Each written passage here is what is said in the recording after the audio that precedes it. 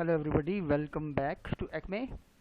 My name is Mukesh और हम बात करने वाले हैं आज मेयर ऑफ कास्टरब्रिज के चैप्टर नंबर 14 से आगे।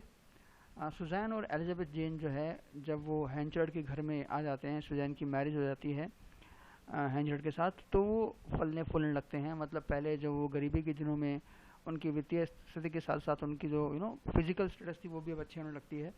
वो उनकी देखभाल करता है, अपने घर को भी अच्छा बनाता है और अपनी वाइफ के लिए चीज़ें खरीदता है और अपनी बेटी की भी इच्छा के अनुसार वो चीज़ें खरीदता है ना। एलिजाबेथ जेन की ब्यूटी जो है वो बढ़ने लगती है जैसे जैसे उसके जो आईब्रो के नीचे जो लाइंस थी, ब्लैक लाइंस जो आ जाती हैं कुपोषण के कारण कभी कभी, वो गायब होने लगती हैं और उसकी ब्यूटी बढ़ने लगती है ना। परंतु वो अपने आप को मूर्ख नहीं बनाती है बिना मतलब बेवजह महंगे महंगे कपड़े खरीद कर और पहन कर उनको, है ना ही वो अपनी जो उसको अभी अभी वेल्थ मिली है, पैसा मिला है, पोजीशन मिली है, उसका अनावश्यक रूप से फ़ायदा उठाती है ना। परंतु वो मॉडेस्ट रहती है और डरती भी है कि कहीं ऐसा ना हो कि फिर से सिचुएशंस चेंज हो जाएं और जो प्रोविडेंस है, मतलब जो भाग्य है, भगवान है ना, उसको फिर से उसकी माँ के साथ साथ नीचा ना दिखा दे। कहने का मतलब है कि कहीं ऐसा ना हो कि उन पे फिर से गरीबी के दिन आ जाएं। ना नेक्स्ट क्या होता है, एक दिन ब्रेकफास्ट की बात है कि हैंचर्ड जो है वो एलिजाबेथ के बालों की तरफ देखता है और कमेंट करता है, और जो कि लाइट ब्राउन कलर के हैं। वो कहता है कि सुजैन जो है उसने एक बार रिमार्क किया था, कमेंट किया था या कहा था कि उनकी बेटी के बाल जो हैं वो क्या होंगे, काले होंगे, है ना। थोड़ा सा सुजैन जो है उसको एकदम भौचक्का होकर देखती है ना। और एक बार जब एलिजाबेथ जेन कमरे से बाहर चली जाती है तो हैंचर्ड जो है वो कहता है कि वो तो भूल ही गया था कि उन दोनों ने आपस में क्या अग्रीमेंट किया था, है ना। क्या अग्रीमेंट किया था आपको अगर याद हो बच्चों, कि वो कभी भी एलिजाबेथ जेन को बताएंगे नहीं कि क्या हुआ था उनके बीच में। और वो उसने लगभग सुजैन का और हैंचर्ड का यानी खुद का कनेक्शन रिवील ही कर दिया था, है ना। फिर से वो रिपीट करता है कि ऐसा लगता था कि एलिजाबेथ के जो बाल हैं वो डार्कर होंगे, और सुजैन जो है इस बात पर थोड़ा सा अनईजी फील करती है, थोड़ा सा कंफर्टेबल फील नहीं करती, मतलब अनकंफर्टेबल फील करती है। देन क्या होता है, हैंचर्ड जो है वो सुजैन से ये बात शेयर करता है कि वो चाहता है कि एलिजाबेथ जेन जो है वो मिस हैंचर्ड कहलाए, मिस न्यूसन कहलाने की बजाय, है ना। सुजैन जो है पहले तो थोड़ा सा विरोध करती है, परंतु फिर हैंचर्ड से अग्री करती है, मतलब मान जाती है उसकी बात को। हालांकि सुजैन जो है एलिजाबेथ जेन के पास जाती है और हैंचर्ड का प्रपोजल उसको लास्ट नेम चेंज करने का बताती है ना। वो अपनी बेटी से कहती है कि क्या उसे भी ऐसा लग रहा है क्या कि ये नाम चेंज करना जो है वो मृत न्यूसन के खिलाफ जो है या उसके अगेंस्ट जो है वो एक अपमान होगा। एलिजाबेथ जेन जो है फिर हैंचर्ड से पूछती है कि क्या ये नाम चेंज करना जो है वो उसके लिए बहुत ज़्यादा मैटर करता है क्या। हैंचर्ड जो है वो तुरंत इस बात को रफा दफा कर देता है, ख़त्म कर देता है, मतलब, है ना। और ये कहते हुए कि एलिजाबेथ जेन जो है उसको अपना नेम चेंज सिर्फ इसलिए नहीं करना चाहिए कि वो हैंचर्ड को खुश कर सके, और इस मैटर को दोबारा फिर डिस्कस नहीं किया जाता है। इसी दौरान क्या होता है कि हैंचर्ड का बिजनेस जो है वो बहुत ही बढ़िया फल फूल रहा है, क्योंकि फारफ्रे का मैनेजमेंट बहुत ही अच्छा है। फारफ्रे जो है वो बहुत ही मेहनत करते हुए हैंचर्ड के जो वर्बल प्रॉमिसेस जो वो करता था, मुंह से जो बात कहना, मतलब लिखना नहीं, उनको चेंज कर देता है। किससे? लिखित चीज़ों से, लिखने लगता है सब कुछ। ये बात पहले भी आ चुकी है। हैंचर्ड भी काफ़ी समय जो है उस यंग मैन के साथ बिताता है और उसको अपना अच्छा दोस्त, क्लोज दोस्त मानता है। एलिजाबेथ जेन जो है प्राय इन दोनों को यार्ड में काम करते हुए देखती है अपनी बेडरूम की विंडो से। एलिजाबेथ जेन ये बात भी नोट करती है कि फारफ्रे जो है वो उससे और उसकी मदर को, जब वो चल रहे होते हैं दोनों आपस में साथ साथ, तो कैसे नोट करता है। थोड़ा उसे निराशा भी होती है और थोड़ा कन्फ्यूजन भी होता है देखकर कि फारफ्रे जो है वो उसकी मदर की तरफ ज़्यादा देखता है ना। वो फिर बाद में इस इन्फॉर्मेशन को, इस बात को रफा दफा कर देती है ना। क्योंकि उसे ज़रा सा भी संदेह नहीं है ना, कि उनके माता पिता का पास्ट क्या है, और इस बात का फारफ्रे को नॉलेज है। इसलिए फारफ्रे उसकी मदर की तरफ देखता है, परंतु वो ये बात को डिसमिस कर देती है, इस बात पे ध्यान नहीं देती है ना। अब हम थोड़ा आगे चलते हैं। एक गली है जिसमें फार्मर्स के घर हैं, होमस्टेड यूज़ किया है यहाँ पे, है ना। और वो डर्न ओवर कहलाता है एरिया, याद रखना। कास्टर ब्रिज का एरिया है वो, जहाँ पर वो लोग रहते हैं जो कि पहाड़ी के ऊपर साइड में, ऊंचे साइड में जो है कॉर्न उगाते हैं, है ना। ये वो आदमी है जिनके साथ हेंचर्ड का मुख्य रूप से बिजनेस है। एक दिन एलिजाबेथ जेन को एक नोट मिलता है, किसी के द्वारा दिया जाता है ना। और उस नोट में लिखा हुआ है कि एक विशेष अनाज रखने की जगह है वहाँ पर, टर्नओवर में वहाँ पर आने के लिए। वो सोचती है कि शायद इस नोट का हेंचर्ड के बिजनेस से कुछ लेना देना होगा उस एरिया में। एलिजाबेथ जेन जो है उस नोट के मिलने के बाद उस ग्रेनरी में चली जाती है और वेट करती है, और उसे वेट करने का परिणाम क्या होता है, वो देखती है कि फारफ्रे भी वहाँ पे आ जाता है। थोड़ा सा वो छुप जाती है उस ग्रेनरी में, वो उससे मिलना डायरेक्टली नहीं चाहती है ना, क्योंकि शर्मा रही है वो, है ना। लेकिन वो भी वहीं रुक जाता है वेट करने के लिए, और अपनी जेब से एक नोट निकालता है, ठीक वैसा ही जैसा एलिजाबेथ के पास नोट है। थोड़ा सा बहुत ही ऑकवर्ड, सॉरी थोड़ा सा नहीं, बहुत ऑकवर्ड सिचुएशन हो जाती है ना। वो अपनी आइडेंटिटी को वो अपने हाइडिंग प्लेस को छुपाना चाहती है, बताना नहीं चाहती है, और समय जो है वो बीतता जाता है, टाइम बीतता जाता है। फारफ्रे जो है उसको उसके कदमों की ग्रेनरी में मूव करते हुए आवाज़ आ जाती है, और वो वहाँ पर पहुँच जाता है उसको देखने के लिए या मिलने के लिए। नाउ नेक्स्ट क्या होता है, एलिजाबेथ जेन जो है वो सोचती है ऐसा कि फारफ्रे ने शायद उससे मिलने के लिए ऐसा किया है, लेकिन और वो उसको अपना नोट दिखाती है, लेकिन फारफ्रे भी वैसा ही नोट उसको दिखाता है, और उन दोनों को ऐसा लगता है कि कोई तीसरा ही आदमी जो है वो चाहता है कि वो दोनों मिलें, और वो फिर क्या करते हैं, सोचते हैं कि वो वेट करेंगे वहाँ पे। अंततः क्या होता है, वो दोनों कॉन्वर्सेशन शुरू करते हैं। एलिजाबेथ जेन जो है वो उससे स्कॉटलैंड के बारे में पूछती है, और कहती है कि वो जो सॉन्ग उसने गाया था, है ना, किंग ऑफ रशिया इनमें, है ना, उसके बारे में बात करती है। फारफ्रे कहता है कि उसे स्कॉटलैंड लौटने की कोई इच्छा नहीं है, हालांकि वो जब सॉन्ग गा रहा था तो उसमें बहुत ही इमोशंस थे स्कॉटलैंड के प्रति। फारफ्रे जो है बहुत ही पोलाइटली पॉइंट आउट करता है कि एलिजाबेथ की ड्रेस जो है उसके ऊपर वेट का जो भूसा होता है गेहूं का वो लग गया है, और उसको सहायता करता है, और उसके क्लोथ से और बालों से फूंक मारकर या हवा मुंह से हवा करते हुए उसको उड़ा देता है भूसे को। फारफ्रे जो है उसको कोई जल्दी नहीं है उस ग्रैंडरी से निकलने की, ऐसा लगता है।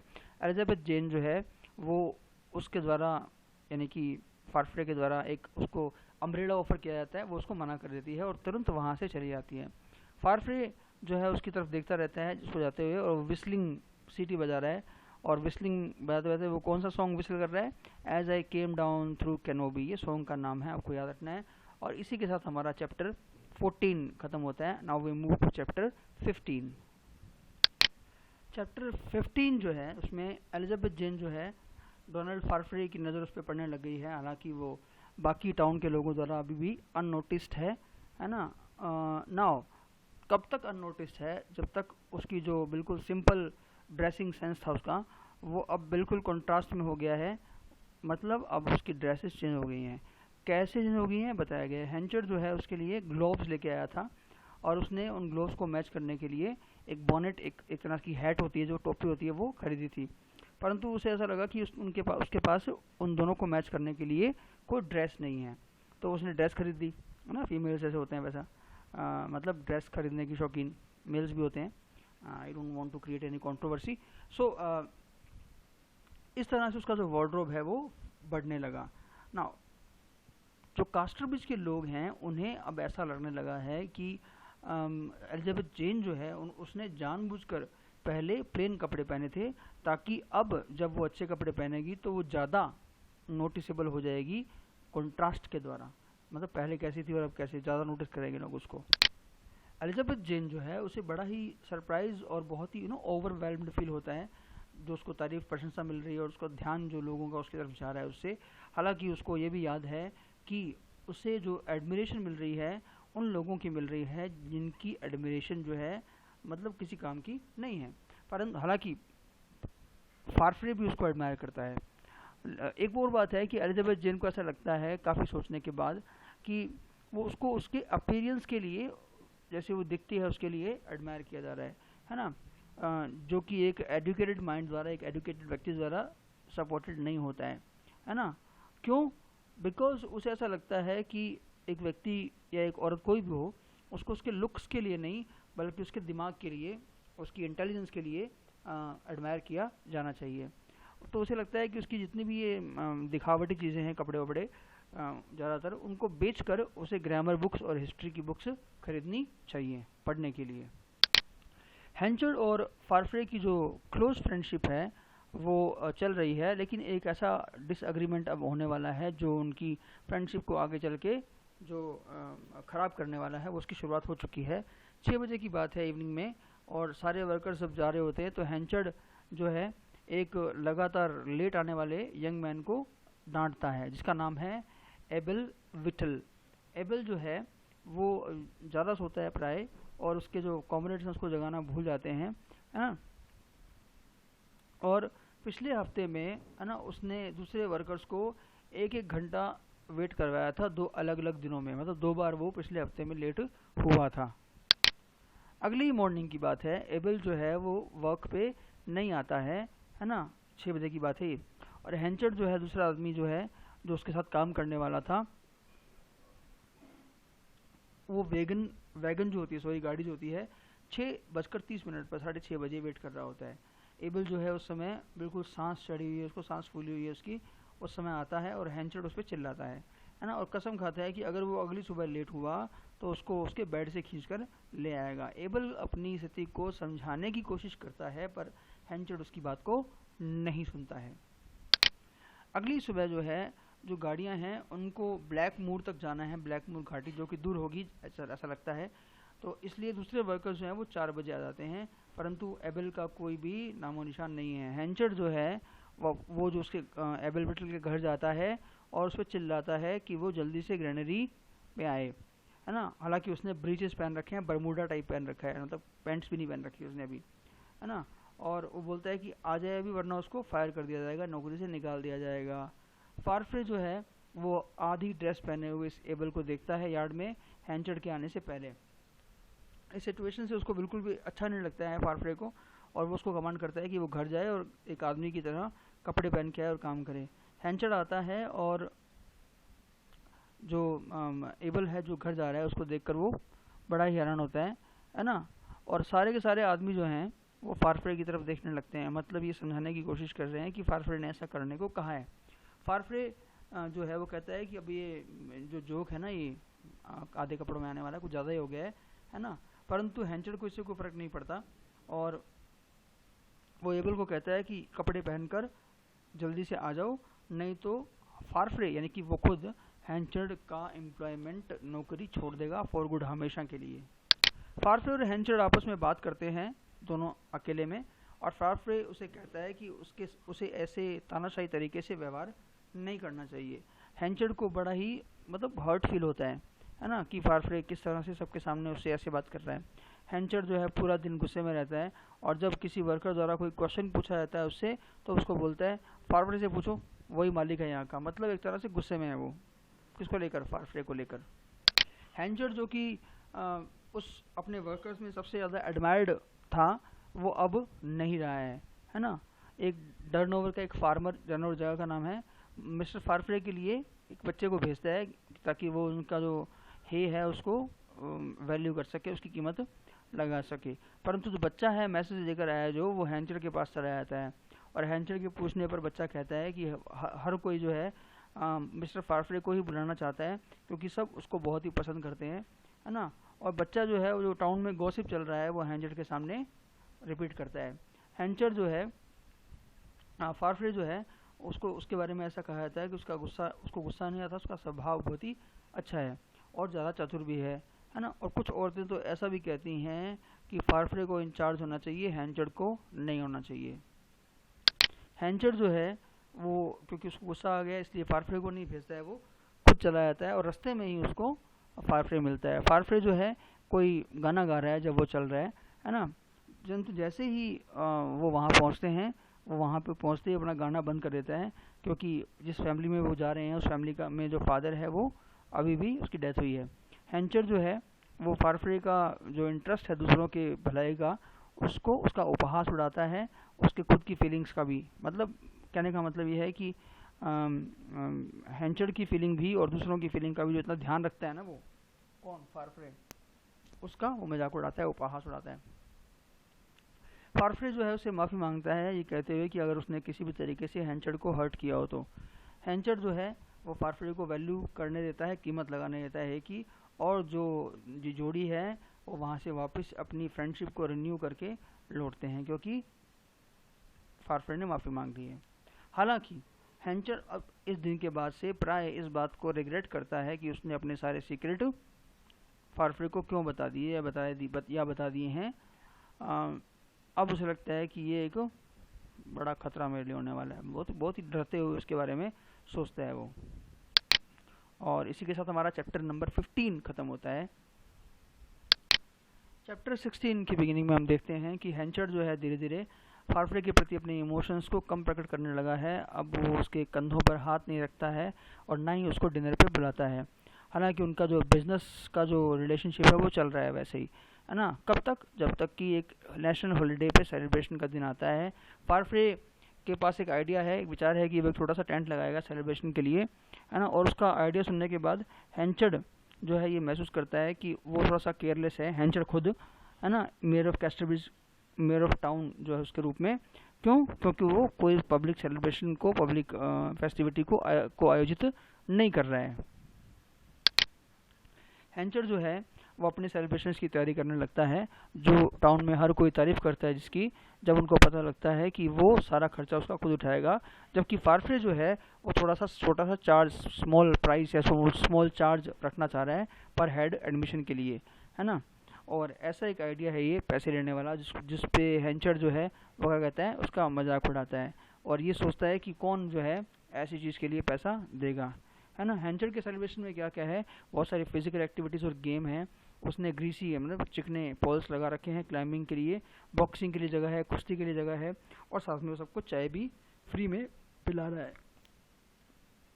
हैंचर जो है वो फारफ्रे का जो बहुत ही अजीब सा टेंट है उसको देखता है और वो उसे महसूस होता है, ऐसा फील करता है वो बहुत ही कॉन्फिडेंस में कि उसका जो खुद की प्रिपरेशन है वो कहीं ज़्यादा अच्छी है और कहीं ज़्यादा मतलब पैसा लगा है उनमें।